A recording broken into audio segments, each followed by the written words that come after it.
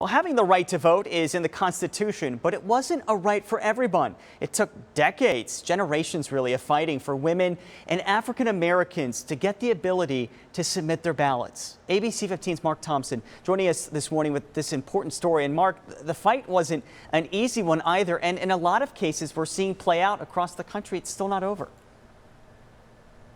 Yeah, absolutely, Nick. Good morning to you. They chanted, they marched, they fought, they bled, not against America, but to be included in and gain access to the very cornerstone of American democracy, the right to vote.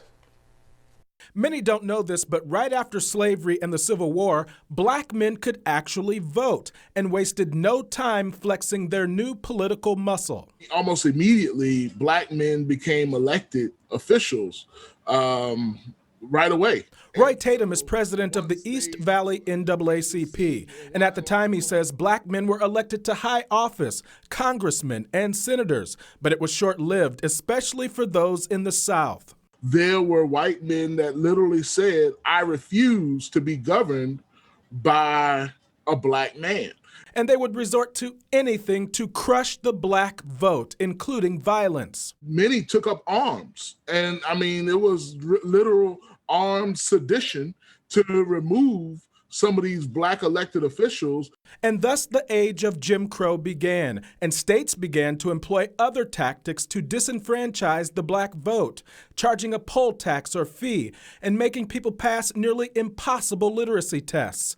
ASU African American Studies professor Rashad Shabazz explains. Counting beans in a jar, pennies in a jar, reciting a line from the Declaration of Independence. Or probably my favorite is how many bubbles are in a bar of soap. That was a literal voting rights question. How many bubbles are in a bar of soap?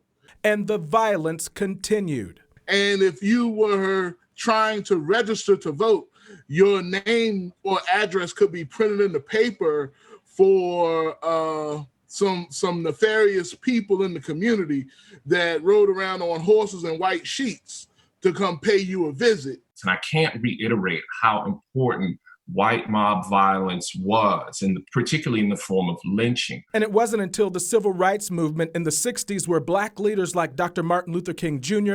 and the late John Lewis finally opened the eyes of Americans. We saw what happened on Bloody Sunday, and on that March Sunday, where John Lewis and a host of others were beaten on the Edmund Pettus Bridge in Selma, Alabama, leading to the passage of the Voting Rights Act of 1965. And that brings us to today. The biggest voter suppression tactic now is misinformation. And other laws in place plaguing Black, Latin, and Native communities right here in Arizona. Voter ID laws that require certain kinds of state or federal identification really put Latinx communities, Mexican American, and other communities at risk.